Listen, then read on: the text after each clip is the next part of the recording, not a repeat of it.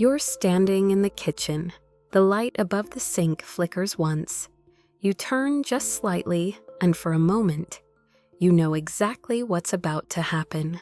Not because you planned it, not because you remember, but because you feel it like a dream you woke up from too fast, but never quite left. Déjà vu, that strange haunting moment when the present feels like a memory you never made. You might laugh it off. You might say, "That's weird," and move on. But somewhere deeper under the skin, behind the eyes, a quiet unease lingers. Why did that moment feel rehearsed? Maybe it was just the brain glitching, or a short circuit in memory, or maybe, just maybe, it's something more.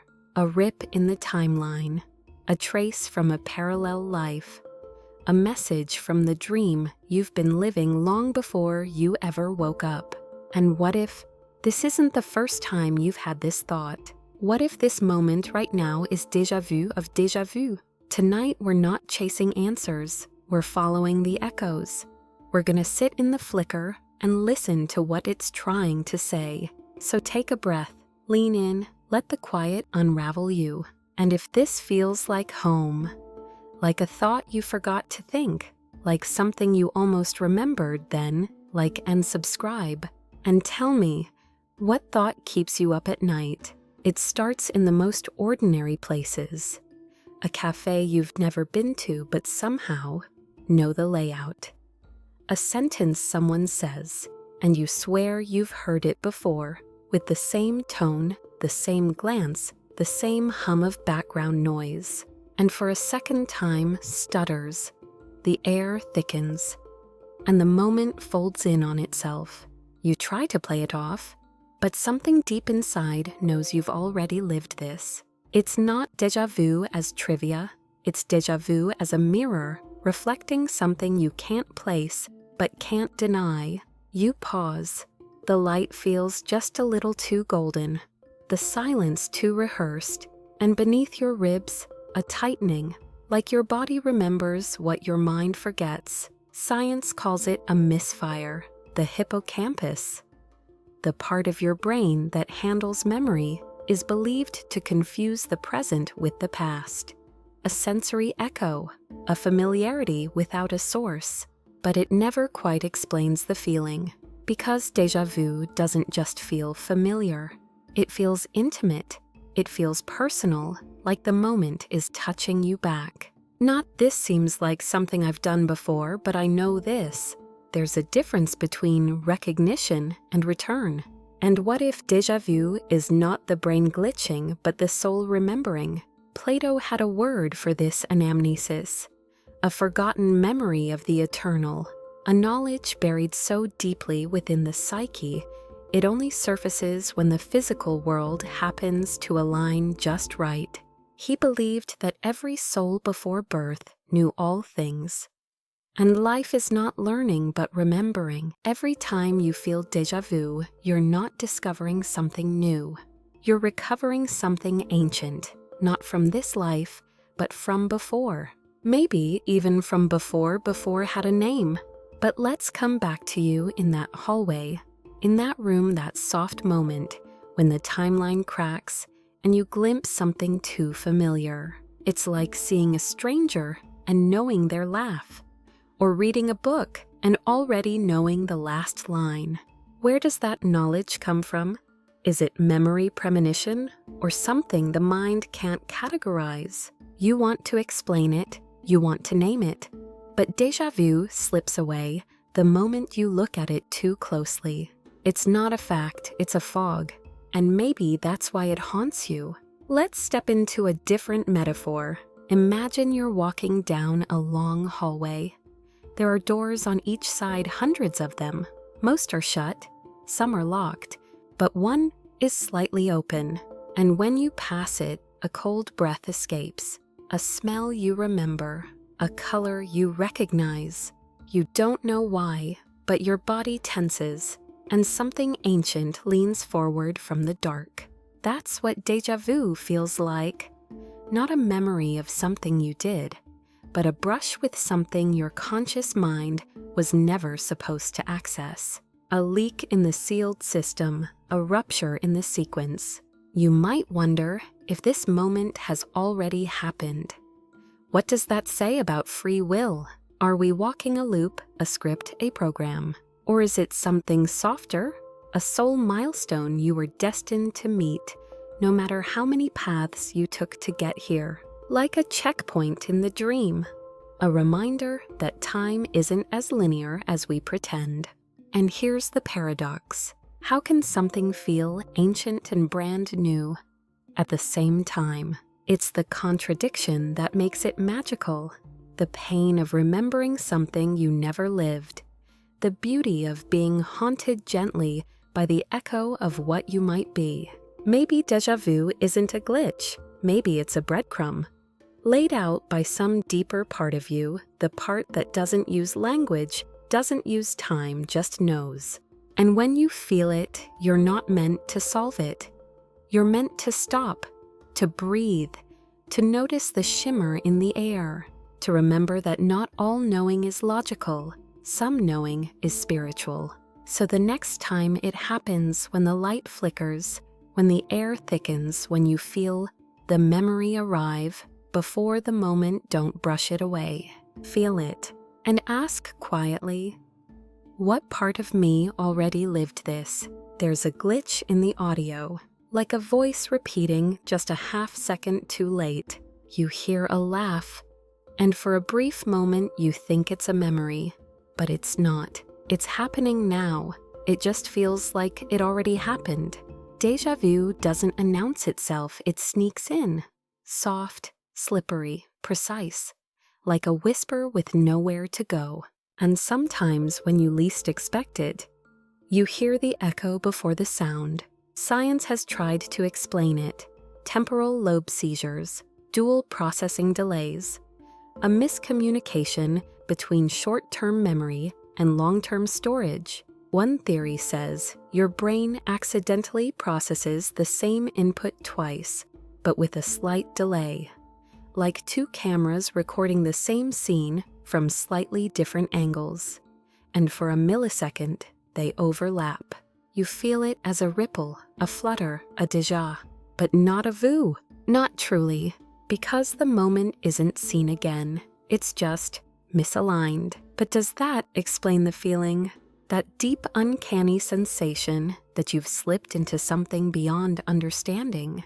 Does a neural delay really account for the soul's shiver? Think of a broken radio tuning into two stations at once, both songs playing over each other until they start to sound like one. That's what déjà vu can feel like. A cognitive crossfade, two timelines touching, two selves overlapping. You now and another you, just before. It's not just perception, it's a moment of overlap, like the mind catching itself in a mirror. And mirrors are portals too. The brain is brilliant at creating safety. When something confuses us, when the world gets strange, our mind rushes to explain, to categorize, to soothe. It's a defense, an ego reaction, a way to maintain control. But sometimes the glitch is too quiet, too subtle, too precise, and the mind just stares, frozen, like it accidentally opened a door it didn't know existed. Psychologically, we crave familiarity. We want the world to make sense, to be predictable, to not fall apart. So maybe déjà vu is the mind reaching for comfort, labeling the unknown as already known just to stay afloat. Like a child who hears thunder and says, "I've heard that sound before," because pretending it's familiar makes it less frightening. But what if déjà vu isn't comfort? What if it's a warning or an invitation? A moment the simulation stutters, a wrinkle in the layer of reality just thick enough for you to notice, just long enough to make you question what exactly you're standing inside of. Dreams do this too. You ever notice how dreams sometimes feel more real than waking life, more vivid, more alive?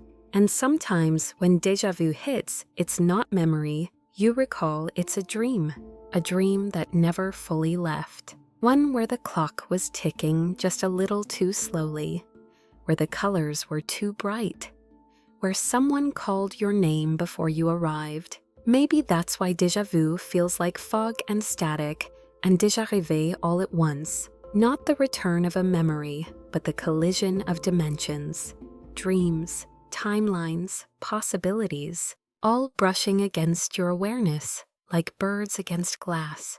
There's a theory that dreams are echoes of parallel lives, and when déjà vu happens, you're remembering something your other self already lived. Not in this life, but in one that brushed against it. You're catching up, you're syncing, not with your past, but with a version of you just one step ahead. What if déjà vu is you aligning with a future you've already chosen, or mourning a path you didn't? The paradox is this: how can a moment be new and known? How can the now feel like then? Maybe the answer isn't linear. Maybe the brain and the soul and the dream all speak different languages, but sometimes they sing in harmony. And when they do, you feel it as a glitch, a tug, a flicker, a knowing that has no source. So what do you do with that? You don't chase it. You don't dissect it. You let it wash over you. You stand in the hallway. You feel the echo. You touch the wall that feels too real. You listen to the silence that knows your name, and you ask yourself softly, what if reality stutters sometimes just to remind me I'm more than what I can explain? You stare at the screen. The text appears before your fingers move. The cursor blinks, waiting for a thought you haven't had yet. And suddenly the air shifts, and you swear you've typed this before. Same room, same stillness, same exact breath caught in your throat. You pause not because it's strange, but because it's too familiar. And not in the way life is familiar, in the way code is. There's a modern theory, not ancient myth, not spiritual metaphor, just math, that all of this might be a simulation. That everything you see, touch, remember, believe, could be rendered, calculated, stored, looped. The smell of rain, an algorithm. Your dreams, a background process. That strange flicker of déjà vu, a glitch. A skipped frame, an asset reloaded. An error in the render queue of a game you don't know you're in. It sounds absurd until it doesn't. Until you catch your own thoughts arriving before you've thought them. Until a stranger finishes your sentence before you open your mouth. Until a moment repeats not just in feeling but in structure. Precision, identical chaos, and something deep inside whispers, I've been here in the code. Stanford philosopher Nick Bostrom proposed it. That any sufficiently advanced civilization would create simulations, millions of them, and statistically you're more likely to be inside one than outside. You're not the player, you're the rendered, the character.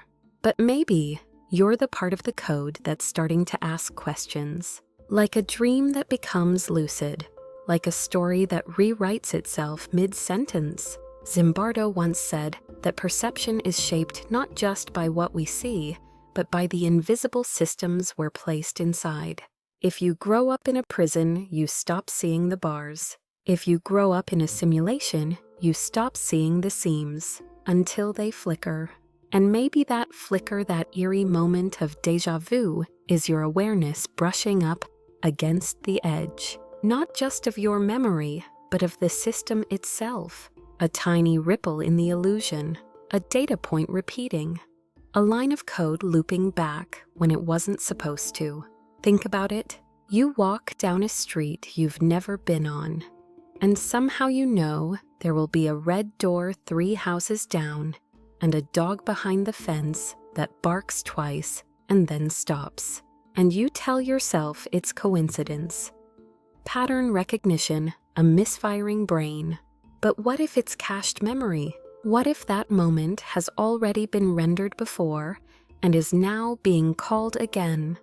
Because the system needed to reuse the asset. Not spiritual, not symbolic, just practical. A glitch, but one you felt. one that made you question everything else. Here's the terrifying part. If this is a simulation, then free will is conditional. You can only choose from what's been coded. Your thoughts are limited by your codebase, your path by the physics engine. And déjà vu, it's a bug, or a feature, a line in the matrix that failed to clear. Like the same NPC in a video game walking the same route every time you pass. Except the NPC is you, but there's another way to see it. What if déjà vu is not a failure of the system, but an invitation? A moment that says, look closely. A signal that you are starting to wake up, not from sleep, but from the dream of certainty. From the idea that this is all just atoms and time and birth and death. Maybe déjà vu is the simulation trying to let you in on the secret. That none of this is solid, none of this is fixed. That reality is soft, like light, like memory, like code. Picture this: a blinking cursor, frozen. Mid-thought, mid-sentence, mid-dream. And behind it, a presence, watching, waiting. You, the real you, the observer, not the character. Maybe déjà vu is when that part of you, the part that exists outside the simulation, leans in, and for a flicker of time you overlap. You notice. You remember what you were never meant to know. That's the paradox. If you begin to question the illusion, are you still inside it? Can awareness be rendered? Or is it the first step out? So next time the moment repeats. Next time you feel the tug of familiarity that makes no logical sense, pause. Don't dismiss it, don't label it, feel it. Notice how the light moves, how the air hums, how your body responds before your brain can catch up. Ask softly, is this memory or is this code? Somewhere in a version of this world, just slightly out of reach. You didn't turn left, you turned right. You didn't send the text, you stayed, you spoke, you chose. And that one tiny choice split reality like glass under pressure. One life became two became four. And now there are versions of you drifting silently through timelines you'll never remember, but sometimes feel. That's one explanation for déjà vu. Not broken memory, not misfired neurons, but a brush with the multiverse. A soft collision between you and another you. A reality bleed, where one thread of time rubs against another and leaves a mark. The feeling is faint, a ripple, a second-hand memory from a version of you that just lived this moment 2 minutes ago, in another dimension. In quantum theory, it's not impossible. Particles can exist in multiple states. Realities may not be linear, they may be layered, nested, interlaced, like mirrors pointed at mirrors stretching endlessly inward, until you lose track of which reflection came first. Maybe you are the reflection. Maybe déjà vu is the echo of another you, breathing in sync for just a second. Jung spoke of the collective unconscious, a shared reservoir of symbols, instincts, and patterns inherited beyond personal memory. What if déjà vu isn't personal at all? What if it's collective, a psychic overlap, a shared moment bubbling up from the deep and showing itself to whoever is listening? Not yours, not mine, just human, like a thought that lives outside of time. There's a dream you keep having, but it's not always while you sleep. Sometimes it's during breakfast, or on a bus, or walking through a city you've never visited, but feel like you've known all your life. The dream isn't vivid, it's just familiar. Like something you didn't dream, but someone else did, and you woke up with it anyway. That's what this moment feels like. Déjà vu as borrowed memory. As residual data from another thread that didn't get fully wiped before the switch. Here's a symbol: mirrors stacked against mirrors, each one showing a slightly different version of you. In one, your hair is shorter. In another, your eyes are tired. In another, you're smiling, but not at anything you recognize. Now imagine walking past those mirrors and one moment pauses you. You don't know why, but you feel it, right behind your sternum. A quiet yes to something you never lived. That's the multiverse nudging you, or maybe you nudging yourself. Think of how often we say this feels right, or I don't know why, but I feel like I've done this. Maybe you have, just not here. Maybe that version of you chose something that led to this moment a little earlier, and now you're catching up. Or maybe you're the one ahead, and déjà vu is just lag from your other selves arriving late. Time is not a straight line. It might not even be a line at all. It could be a spiral, a braid, a web. And in the places where the strands cross, you feel it. That strange tug of the familiar you can't explain. But here's the question. If you can feel other versions of yourself, can they feel you? Are you haunting them as much as they haunt you? And if all these timelines exist simultaneously, which one is real? Or maybe that's the wrong question. Maybe real is whatever you notice, whatever you feel, whatever you ache for. Maybe déjà vu is not evidence of a glitch, but evidence of connection to a version of yourself that made a different choice and somehow still remembers you. Some say we live in a closed system, that everything that will happen has already happened in some form. So déjà vu isn't prediction, and it's not repetition.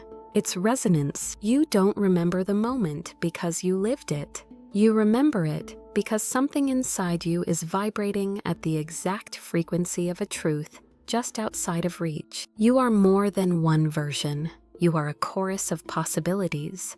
And déjà vu is the brief moment when all your voices sing the same note. A harmony so subtle, so strange, you almost miss it. But you feel it in your skin, in your breath, in your bones. And it leaves you asking, which me just walked through this moment. Sometimes you feel it, a pull. Not in your chest exactly, but just beneath it. Like someone gently tugging at an invisible thread woven through the center of your being. It doesn't hurt, but it leaves you breathless, like you forgot something vital and almost remembered. That's the feeling. That's déjà vu. Not as memory, but as motion. Like your soul is being nudged towards something you can't name, but can no longer ignore. Some people say it's reincarnation, that the soul has walked this earth many times, in many forms, under many names. And when the light falls just right, when a scent lingers too long, or a phrase cuts too deep, you remember. Not through thought, but through sensation, recognition, déjà vu as soul memory, as the body recalling what the mind has long since buried. A reunion with a version of you you never got to meet. Adler once proposed that people are not shaped by the past, but driven by purpose, by goals often unconscious, pulling us forward like magnets through fog. But what happens when that purpose loops, when the thread you follow suddenly coils? Déjà vu might not be the past breaking through, but the future calling back. A waypoint, a breadcrumb, a signal from the next chapter echoing in the margins of this one. There's a strange kind of sadness that accompanies déjà vu, a tenderness, a longing for something you can't prove you've lost. Because what if you're not just remembering? What if you're grieving? Grieving a life you might have lived. A version of yourself you brushed past on the way to becoming this one. You feel that phantom thread tug and you ache. But it's not pain, it's homesickness for a home you don't remember building, but know somehow you once belonged to. Imagine this, a single thread woven into your ribcage when you were born. It stretches behind you through childhood, through first heartbreak, through every moment that made you question if time was really moving forward. Now imagine that thread also moves ahead, pulling, guiding. And every so often, when the wind is right, when the noise dies down, you feel it tighten. Not painfully, just enough to make you pause. That pause is déjà vu. not a glitch, not a ghost, a signal. You're exactly where you're supposed to be. But this raises a deeper paradox. Can the future feel like a memory? Can something that hasn't happened yet echo in your bones like it already did? We tend to think of time as a line. But what if it's a spiral? And what feels like remembering is actually resonance? You're not recalling the past. You're brushing against a moment you're about to live but haven't yet reached. Déjà vu as spiritual foreshadowing, as the soul leaking into the now from a tomorrow it already trusts. There's a story ancient and strange that before we're born, we're shown the entire path of our life, every choice, every heartbreak, every quiet miracle. But just before birth, we forget and spend the rest of our lives recognizing moments we were once shown but can no longer name. Déjà vu in that sense is a memory resurfacing, not from this life but from the one just before, the one where you said yes to all of this. So maybe that tug you feel is not from behind, not from childhood, not from past lives, not from alternate selves. Maybe it's from ahead, from the version of you already becoming, already choosing. And you here in this room, in this quiet moment, are feeling the pull. You are always going to arrive here. The echo is not proof of where you've been. It's confirmation of where you're going. That changes things, doesn't it? Because it means déjà vu isn't just memory, it's alignment. It's your path clicking into place with such precision that your whole being can feel the snap. A thread pulled tight for just a moment, reminding you that even if you feel lost, you're on track. Even if you don't understand it, you're in it. And somewhere out there, another version of you is smiling. Because they remember this too. So next time it happens, when that quiet, impossible familiarity settles over you like a second skin pause, don't run, don't doubt. Just place your hand on your chest and ask, is this thread pulling me back or pulling me home? Sometimes it feels like time folds, like you stepped forward and somehow arrived behind yourself, like the second hand on a clock twitched, then kept moving as if nothing happened. And the strangest part, everyone else continues like normal. But you feel it. Something just happened, something real. And you don't know how to explain it without sounding like a malfunctioning machine trying to describe a dream. We're taught to believe time is a straight line. Past leads to present, present leads to future. Moments stack neatly, like dominoes falling one after the other. But what if that's not true? What if time isn't a line, but a spiral? And every so often, you return to a place you've already passed, but from a higher angle. Same moment, new perspective. Déjà vu as the soul circling back to gather something it missed. There's a moment you might remember.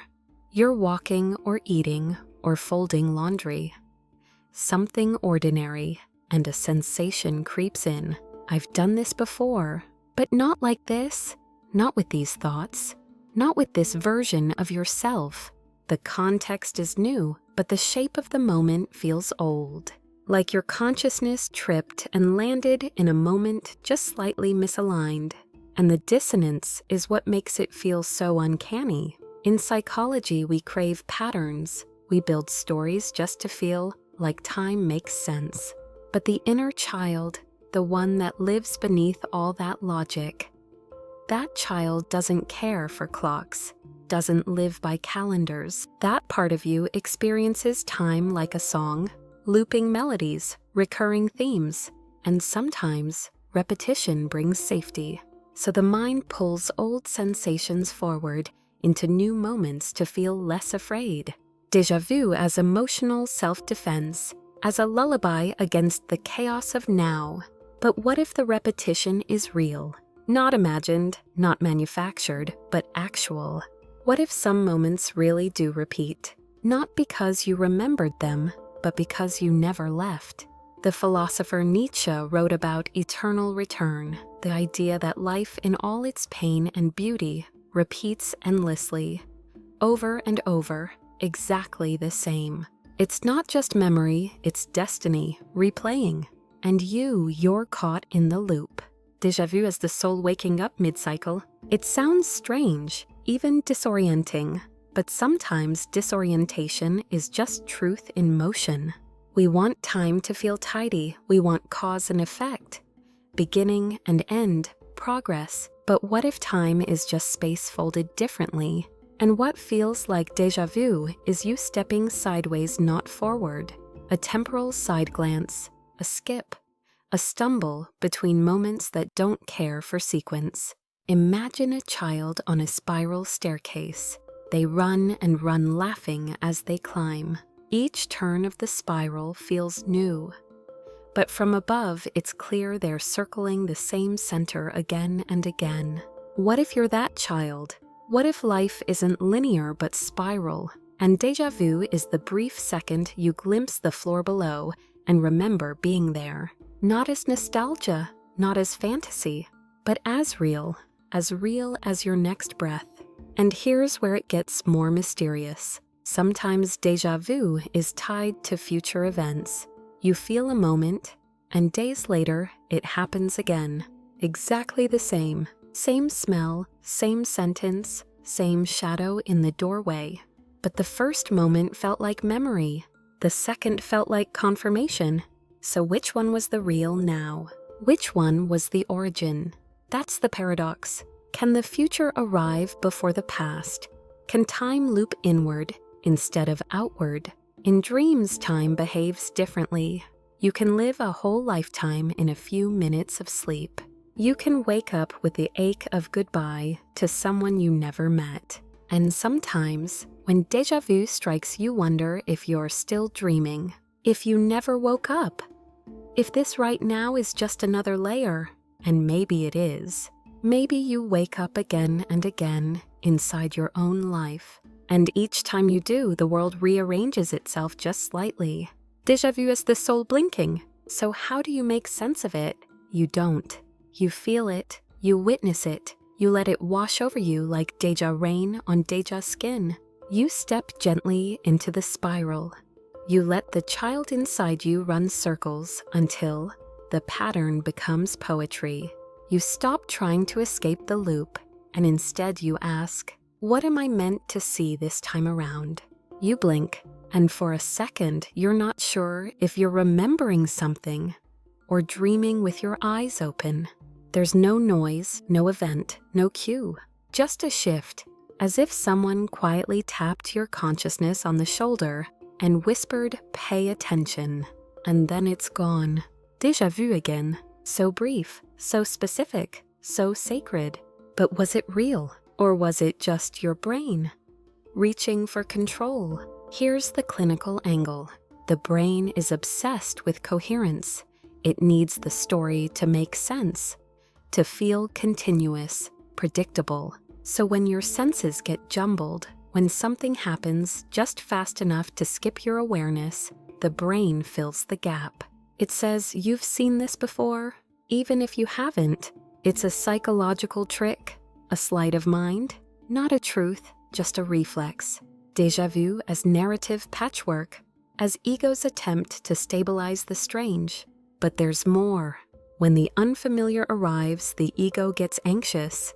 And what soothes anxiety? Familiarity. It tells the amygdala, this is safe. We've done this. You'll be okay. So déjà vu in this frame isn't mystery, it's medicine. A neurological lullaby, a self-soothing hallucination. Just your psyche holding your hand through uncertainty.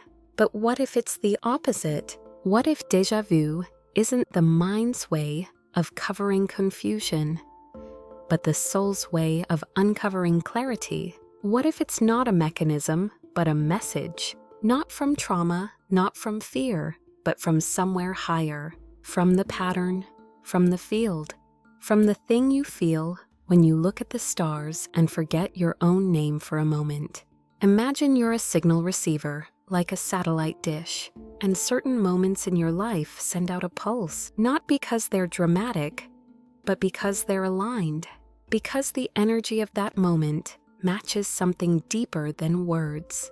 And when it does, you feel it, not as logic, not as memory, but as déjà vu, a ping from the cosmos saying, yes, here, yes, this, yes, now. There's a story some people tell, that every soul designs their life before arrival, key moments, key people, key intersections. But when you arrive, you forget. You're born blind to the path you chose, until it clicks. And in those moments, the click, the alignment, the sense of, oh, I remember this, you feel déjà vu. It's not a glitch, it's a checkpoint. It's the map reminding you you're on the right road. Here's a symbol, a street lamp, that flickers only when you walk beneath it. No one else notices. They walk by, and the light stays steady. But for you it dims, sparks, flickers, every time. And maybe that's what déjà vu is. A moment of flicker, a subtle nod from the pattern behind the curtain. You are here, you are awake, you are known. There's tension in this, of course, because it could be both. A defense mechanism and a divine message. A neurological adaptation and a metaphysical reminder.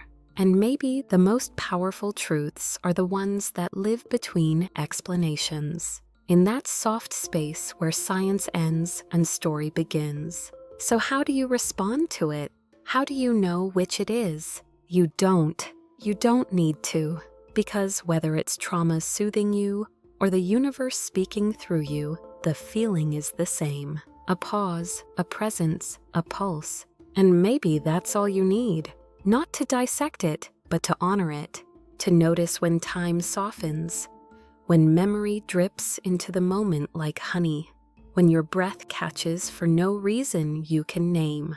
Here's a question. What if déjà vu is both comfort and call? What if it wraps you and wakes you at the same time? What if it's a reminder that there's more to you than your timeline? That you're not just moving forward, you're vibrating. Not just living, but resonating. Not just remembering, but realigning. So next time it comes, next time the air thickens, and the moment feels too precise to be random, don't rush past it. Pause, let it settle, let it speak, let it shimmer, and ask softly, are you here to protect me, or to pull me closer to the truth? You walk into a room you've never seen. And for a second, a single suspended breath, you know exactly where the window is, how the floorboards creak, and what's hidden behind the old drawer in the corner. But you've never been here, not in this life, not in any photo, not in any dream you can recall. Still, the feeling is real, heavy, precise, like a memory, but not your own. What if déjà vu isn't about remembering something you lived? What if it's about remembering something that lives through you? A memory passed down, not born in your brain, but woven into your body. A phantom echo left behind by someone who came before. Gabor Mate once wrote, "The body remembers what the mind forgets," and that includes trauma, fear, grief, even love. Experiences don't have to belong to you for them to shape you. They can be inherited, encoded, transmitted through silence, through blood, through gesture. So maybe déjà vu is ancestral. A whisper from the past asking to be heard one more time. Imagine your grandmother once stood in this very kind of room. Same dust, same light, same ache in her chest as she made a choice she never spoke about. And now you stand here, different year, different life. But for a flicker, you feel her choice in your bones. You don't know the story, but your body does. And it speaks in déjà vu. This isn't metaphor. Science calls it epigenetic inheritance. The passing down not just of DNA, but of emotional imprints. The grandchild of a refugee feels anxiety crossing borders, even if they've never left home. The descendant of a silenced mother chokes up when speaking their truth without knowing why. So if trauma echoes through generations, couldn't memory? Not in thought, but in sensation. Déjà vu as a residue, a signature from another life pressed gently into your timeline. There's an eerie beauty to it. You're haunted but not alone. You're carrying what others didn't get to name. Their roads, their regrets, their unfinished chapters. And when the moment feels familiar, when the room or voice or breeze makes your stomach drop for no reason, maybe it's because you're standing inside their memory, living it out, completing the loop, turning their silence into feeling. Picture this, a photograph with no people in it, just a landscape, a room, a doorway. You don't know where it came from. There's no writing on the back, no story attached. But when you look at it, you feel something rise. Recognition, longing, sadness that doesn't belong to your life. You're not remembering the image, you're being remembered by it. That's what inherited memory feels like. And déjà vu, it's when that photo steps into your day and asks you to look again. This isn't just about lineage. Sometimes it's collective. You visit a place where tragedy once lived, a battlefield, a border, an abandoned school, and you feel something thick in the air. Your pulse quickens, your skin prickles. You know nothing technically, but your body does. Because memory isn't always stored in facts. Sometimes it's stored in space, in the very walls, in the wind. And when your nervous system syncs with that frequency, it feels like memory, even if it isn't yours. So maybe déjà vu is not proof that you've been somewhere. Maybe it's proof that you're connected to the ones who walked before you, to the ones who never spoke their truth, to the ones who dreamt so that you could wake up in this exact moment. It's not your memory, but it's yours to feel, to finish, to free. And this raises a deeper question. What do we owe to the memories that aren't ours, but live through us? Do we ignore them, analyze them, honor them, or simply notice when the air thickens, when the moment rings too clear, when the silence carries weight, that maybe, just maybe, we are not walking alone, that our lives are made of echoes we didn't choose, but now hold. So the next time déjà vu finds you in a stranger's voice, in a smell that cracks your chest, open in a glance that feels too old to belong to, today pause, close your eyes, and say gently, I remember this, even if I don't know why. And maybe that's enough, not to understand it, but to feel it, to let the memory pass through you like wind through leaves and continue on its way. Some moments feel like traps, not because they hurt, but because they circle. You're in a conversation and suddenly you know how it ends. Not because you've had it before, but because something deeper inside you expects the outcome.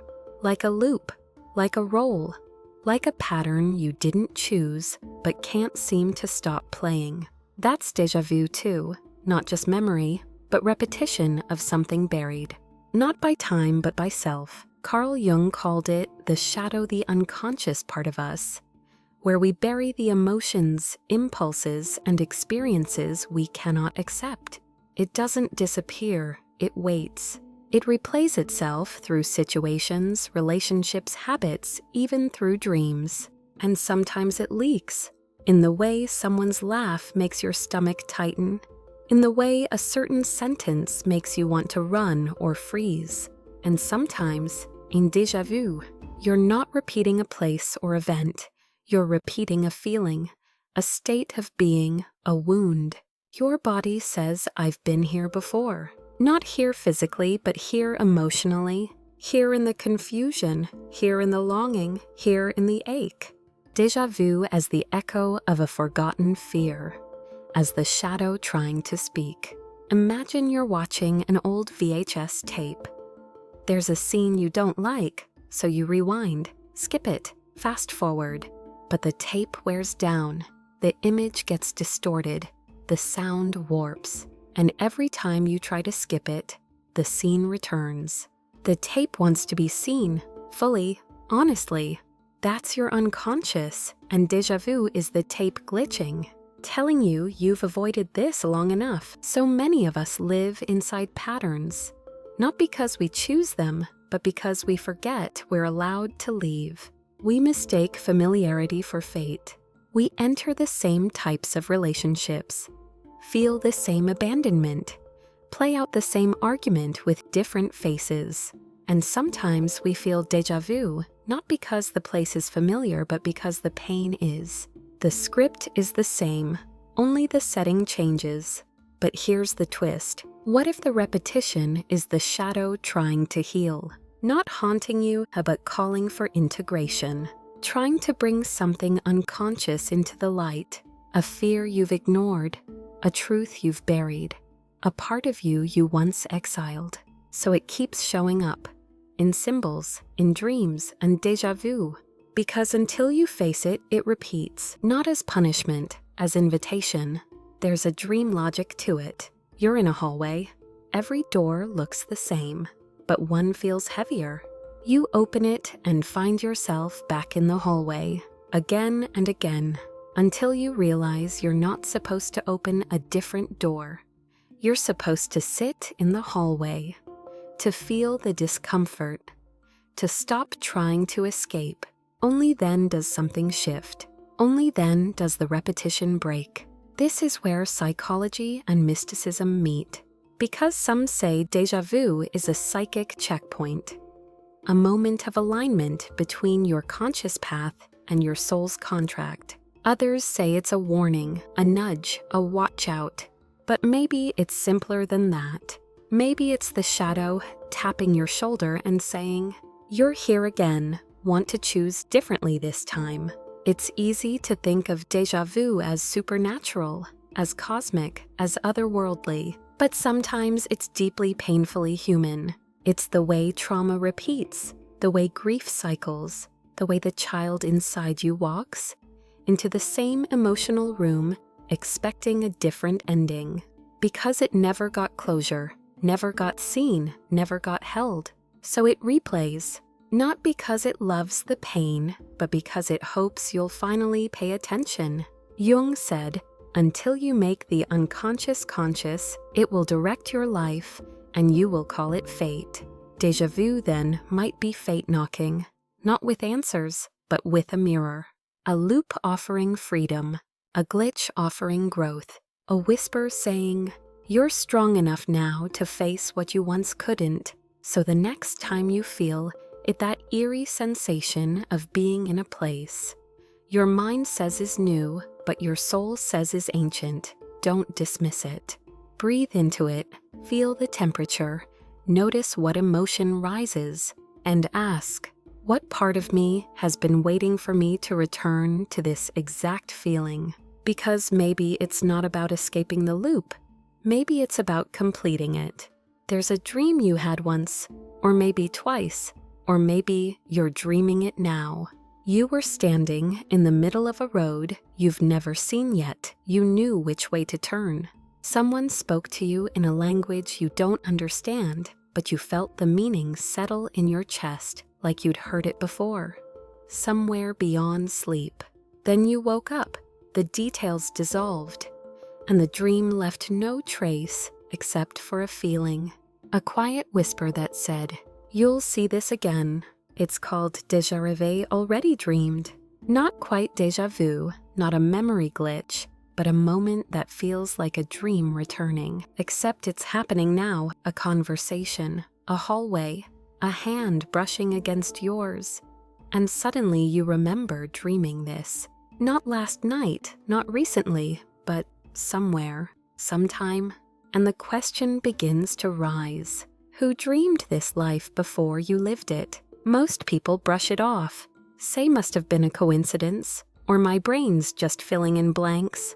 But deep down you know the sensation, the eerie precision, the clarity that doesn't make sense. You don't just recognize the moment you anticipate it, like you're stepping into a film you forgot you already watched, and it makes you pause, hold your breath, look around as if expecting someone else to notice the overlap. But no one does, just you. And that makes it even more surreal. So how does the mind dream the future? One theory is that the unconscious runs infinite simulations. While you sleep, your brain tests outcomes, explores paths, tangles with timelines, and sometimes, just sometimes, a dream aligns with waking life. A perfect sync, an echo forward instead of backward. Like your subconscious accidentally opened a page from the next chapter. But what if it's not the brain? What if it's the soul? What if dreams aren't simulations, but visitations? Not from the past, not from fiction, but from a life that's already unfolding, just one floor beneath this one. And Déjà Réveil isn't dreaming the future. It's remembering that you were always going to arrive here, that you rehearsed this moment in another realm, and now you're simply stepping into it. Think about it. You walk into a bookstore, a blue book falls from a shelf.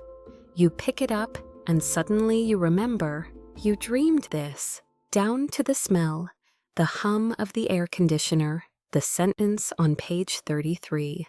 You never read this book. You've never been here. And yet your hands are steady. Your breath slows. Because some part of you already lived it, in a dream that never felt like fiction. This is where logic starts to fray. Because if you dreamed it before it happened, what does that say about time? About free will, about consciousness? Is the future already written? Are dreams a place we visit before life catches up? And if so, who writes the script? You something greater? Or are you both the dreamer and the dreamed? Here's a symbol, an empty bed still warm, no one in sight. But something tells you someone was just there. That's what Déjà Réveil feels like. Like arriving late to your own memory. Like waking up into a moment that's been waiting for you. You weren't dreaming, you were remembering. Not from behind, but from beyond. And here's the paradox. Can we remember something that hasn't happened yet? Not as prediction, not as prophecy, but as recognition. A soft agreement between your unconscious and your unfolding life. A loop that bends forward instead of back. And in that loop you find moments that feel like home. Not because you've been there, but because part of you never left. Some mystics believe that dreaming is the truest form of travel. That the soul wanders freely when the body sleeps, across time, across memory, across lives. And maybe that's why some dreams come back wearing new clothes. A conversation in the daylight, a glance in the mirror, a city skyline that shouldn't be familiar, but makes your chest ache like it always belonged to you. So the next time it happens, when the moment locks into place, and you feel the subtle jolt of I dreamed this, don't question your sanity. Don't shrink from the mystery. Breathe into it, let the dream rise, and ask yourself, if this moment found me in my sleep, what else have I already lived without knowing? Maybe you're not living forward. Maybe you're remembering backward through dreams, and maybe that's how the soul stays one step ahead. It starts the same way, a familiar silence, a certain look, the weight in your chest that arrives before anything even happens. You're sitting in a new room with new people, in a new year of your life, but somehow you already know how this ends. The words, the withdrawal, the feeling of not being seen. And you wonder, why does this feel so familiar? But not in the way comfort feels familiar. More like a bruise you forgot you had until someone touched it. That too is déjà vu. We usually think of déjà vu as a glitch in perception, a trick of memory. But what if sometimes it's trauma repeating itself? Not out loud, not visibly, but quietly like a ghost in the walls of your behavior. A loop, a reenactment, not to punish you, but to protect you, or at least, to try. Gabor Mate wrote, trauma is not what happens to you. It's what happens inside you as a result of what happened to you. It becomes a filter, a lens, a program. So even when the moment is new, your nervous system reacts like it's already been through it. because emotionally you have, and the body keeps the score. You're not remembering the moment, you're re-entering the pattern.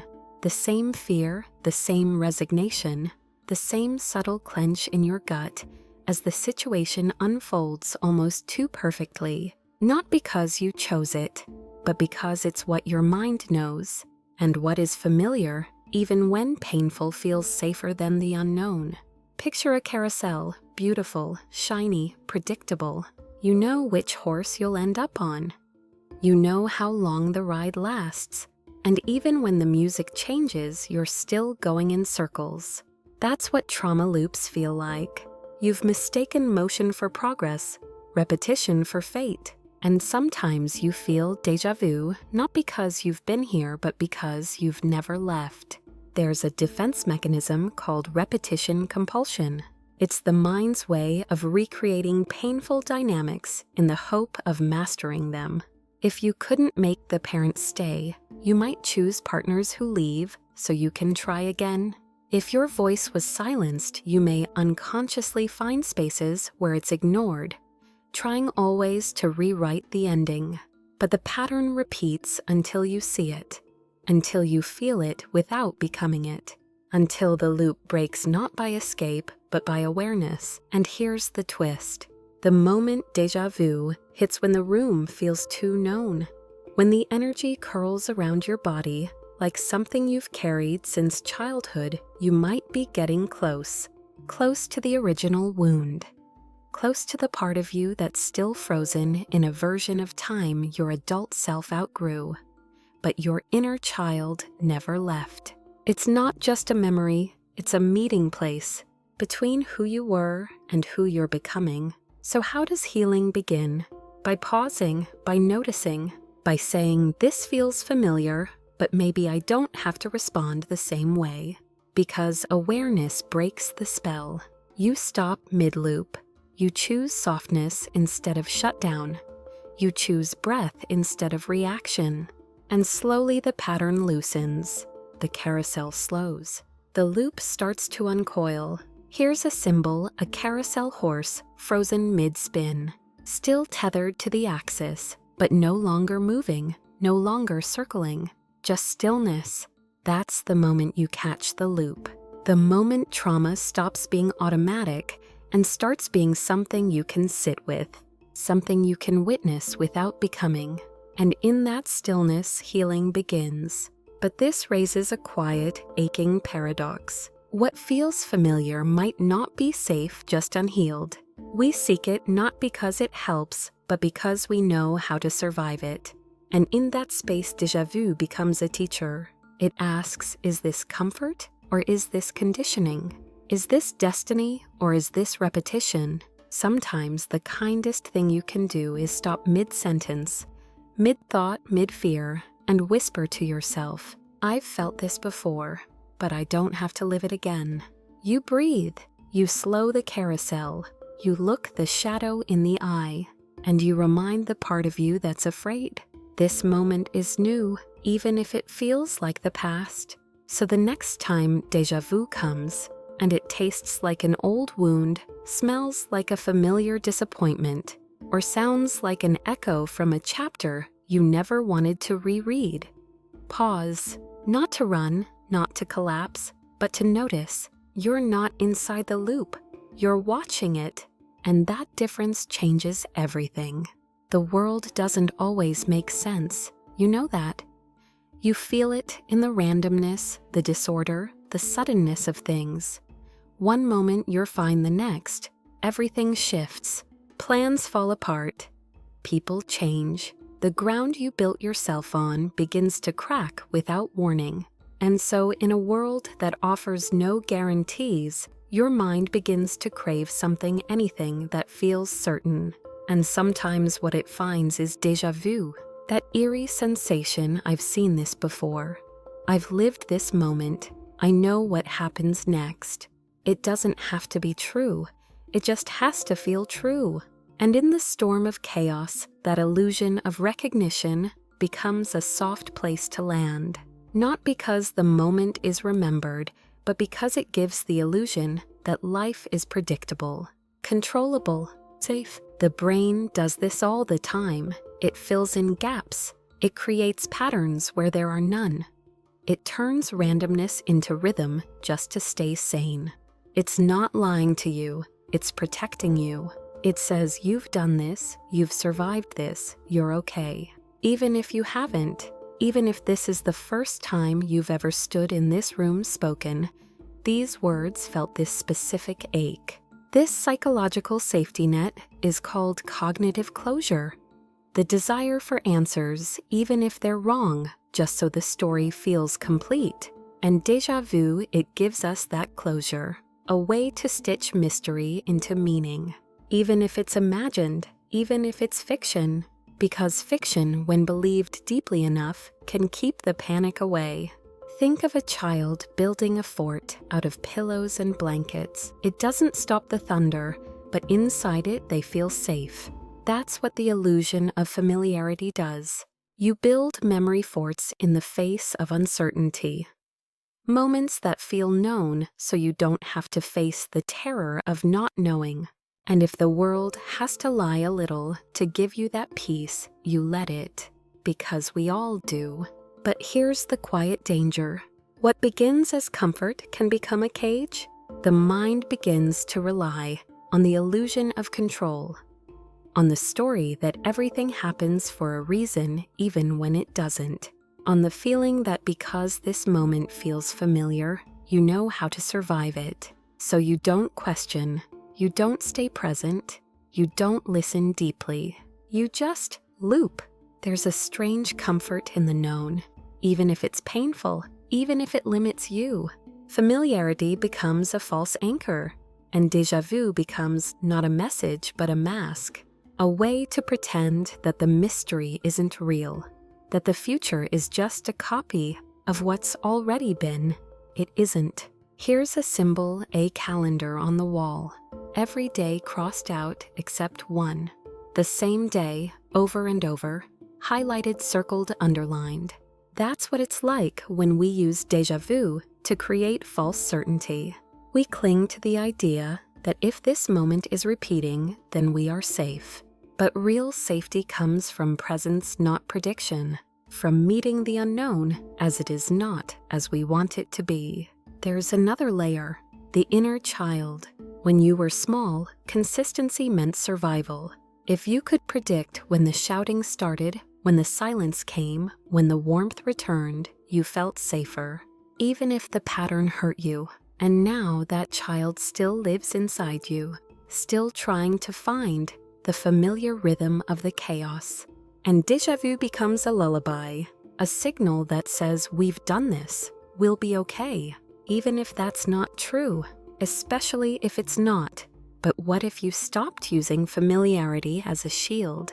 What if you let yourself stand in the middle of the unknown and feel it? What if you stopped trying to explain every strange moment as a memory and allowed it to just be strange? That's terrifying, but it's also freedom. Because when you let go of the illusion that everything has to make sense, you become open to what actually is. Not what you remember, not what you expect, but what is. Now here, you. So here's the paradox. Déjà vu gives the illusion that we've been here before. But the truth is, every moment is unprecedented. There is no repetition, only resonance, only echoes, only the mind reaching backward to steady itself. But you don't have to do that anymore. You can stand in the now without needing it to feel familiar. And in doing so, you grow. So the next time it comes that strange little flicker of I've lived this, that moment, that tastes like memory but leaves no trace pause. And ask yourself, am I remembering or am I resisting the unknown? Because sometimes what feels familiar is just a way to avoid what's truly new. And sometimes what's new is exactly what you need. You feel it before you understand it. A subtle quietness in the moment. A thin shimmer in the air like the veil between worlds just got a little thinner.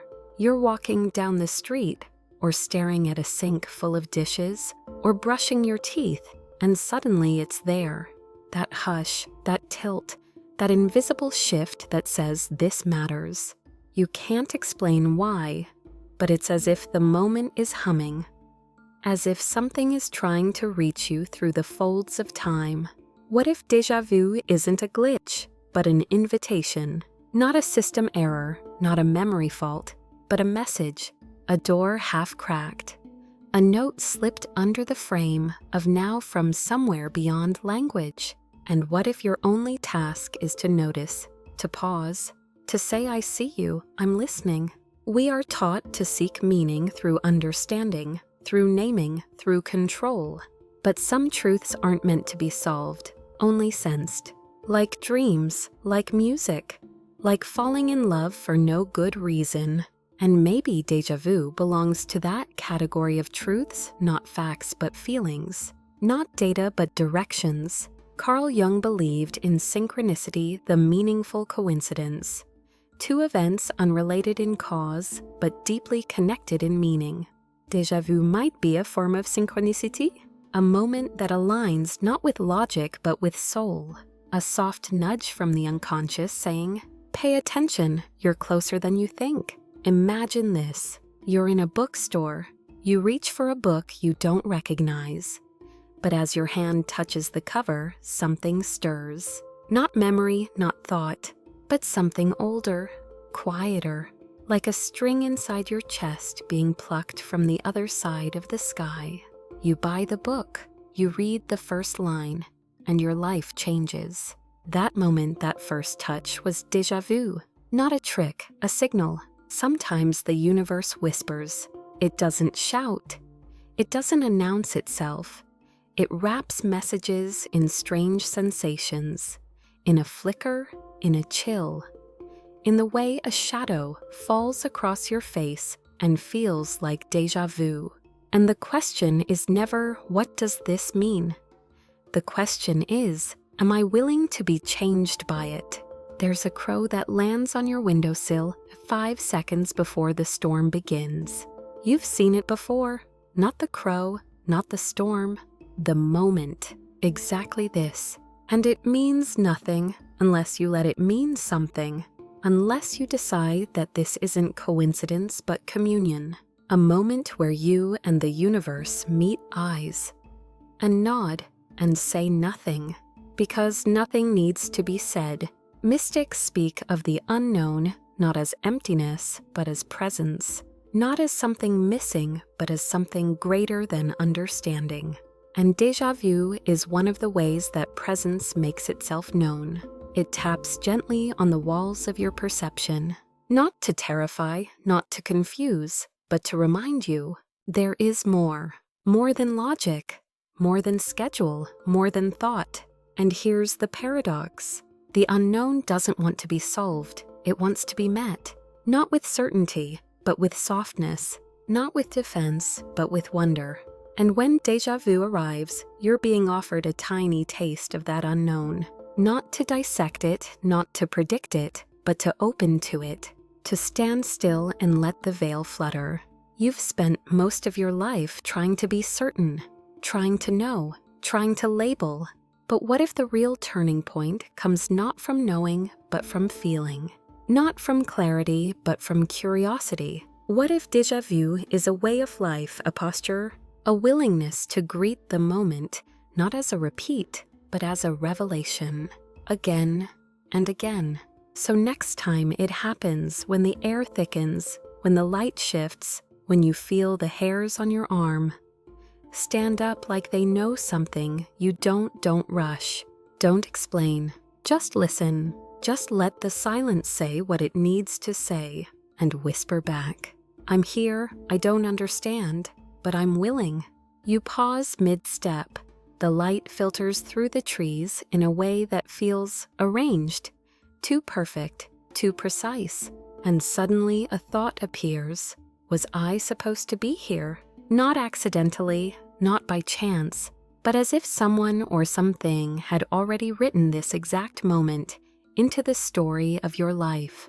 And you're just catching up. Déjà vu does that. It makes you question whether you're living freely or following a script.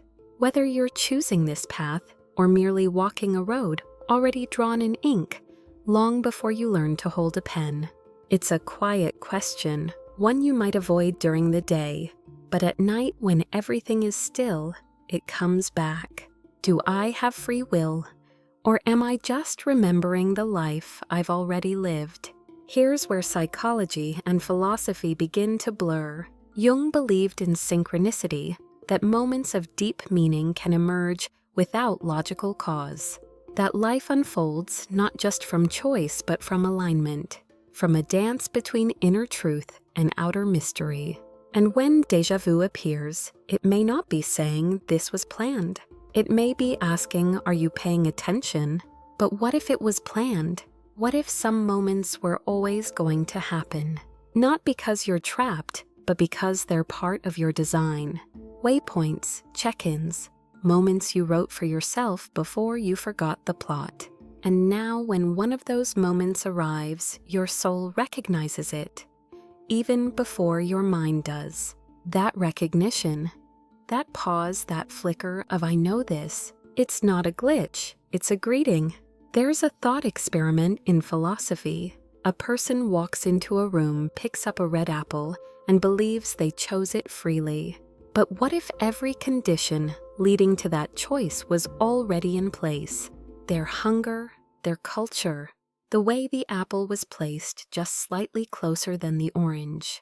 Did they choose, or did they react?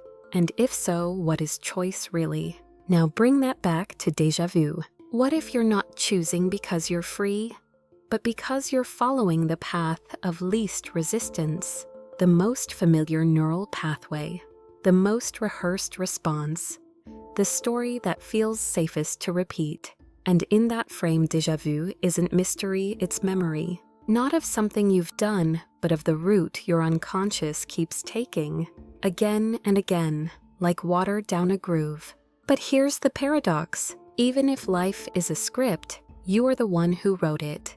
Not consciously, not recently, but deeply, somewhere beyond language, beyond personality, beyond fear. You charted certain moments not to control you, but to wake you. Déjà vu then is not limitation, it's signal. The story is not rigid, it's rhythmic. You're not a puppet, you're a composer hearing your melody return. Adler believed that humans live not in reaction to the past, but in service of a future purpose. You are pulled, not pushed, guided, not shackled. So déjà vu might not be evidence that you're repeating. It might be a reminder that you're aligned, that the step you just took matches the life you've been building in your deepest self. And that's why it feels familiar. Not because it's from the past, but because it's true. Here's a symbol, a quill, hovering over a page that's already written. You can't erase it, but you can write the next line with awareness. That's what free will looks like in a scripted universe. Not changing the whole plot, but choosing how you show up in each chapter. With presence, with softness, with curiosity, even when the moment feels predetermined. So maybe the question isn't, am I free? Maybe the real question is, am I awake? Because freedom doesn't always mean breaking the pattern. Sometimes it means meeting the pattern with consciousness. Saying, yes, I've been here before, but this time I'm choosing to see it. So the next time déjà vu arrives when the moment pauses, when the light catches just right, when your breath catches like a memory you didn't know you had. Don't rush past it. Place your hand on your heart. Let the script unfold and whisper, if I've already lived this, let me live it more fully this time. Not to break the loop, but to write within it with love. Not everything needs to be understood.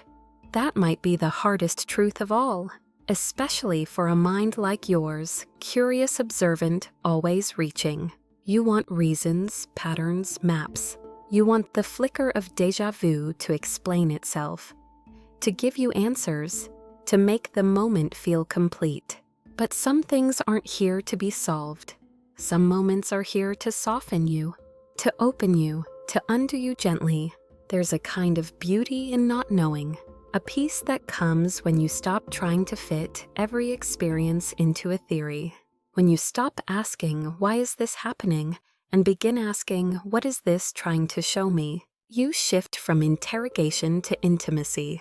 And in that shift, something sacred opens. Maybe déjà vu isn't a puzzle. Maybe it's a prayer. A way your soul sits down beside you, puts a hand on your shoulder, and says, you don't have to understand, just feel. We live in a world that worships clarity, that treats mystery as a failure of logic. But what if mystery isn't a gap in your knowledge, but a doorway to something deeper, something older than language, something wiser than thought?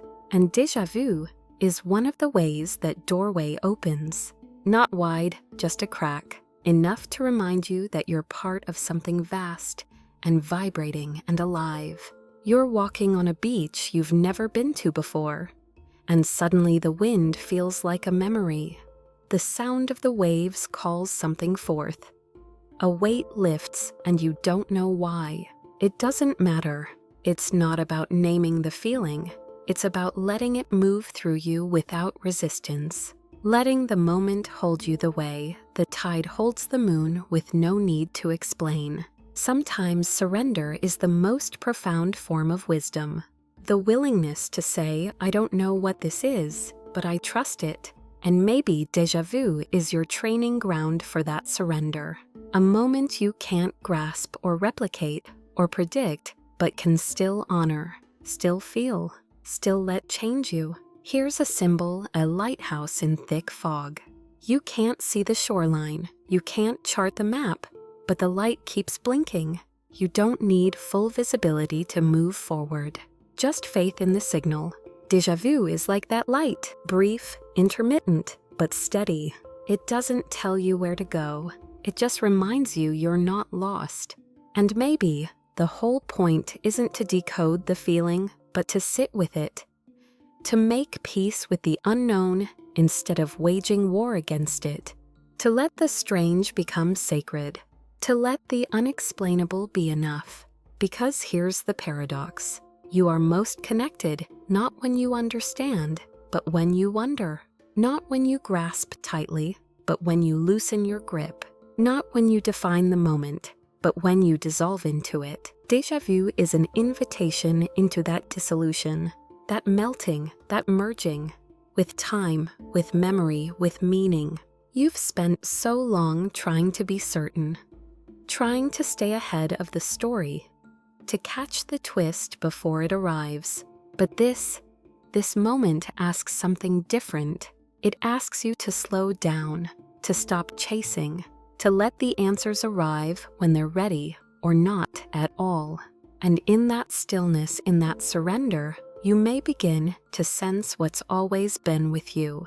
Not just logic, not just thought, but presence. The kind that sits beside you without needing to explain itself. The kind that holds your hand even when the world feels unfamiliar, especially then. So next time déjà vu arrives as a whisper, as a wind, as a flicker, in your peripheral vision, don't try to catch it. Let it pass through you like light through water. Close your eyes, take a breath, and say, I don't need to solve this. I just need to feel it. Because not every loop is meant to be broken. Some are meant to be witnessed. And in the witnessing, you are changed. It's late. The world outside your window is still. The trees don't move, but something in you does. You think back on all the moments, the flickers, the pauses, the breathless recognitions that didn't make sense, but didn't need to. Maybe it was never about finding an answer. Maybe déjà vu was never the question. Maybe it's just the soul's way of reminding you that this life has depth beyond measure, that the moment you're living isn't random, that you are being met again and again by something vast and quiet and eternal.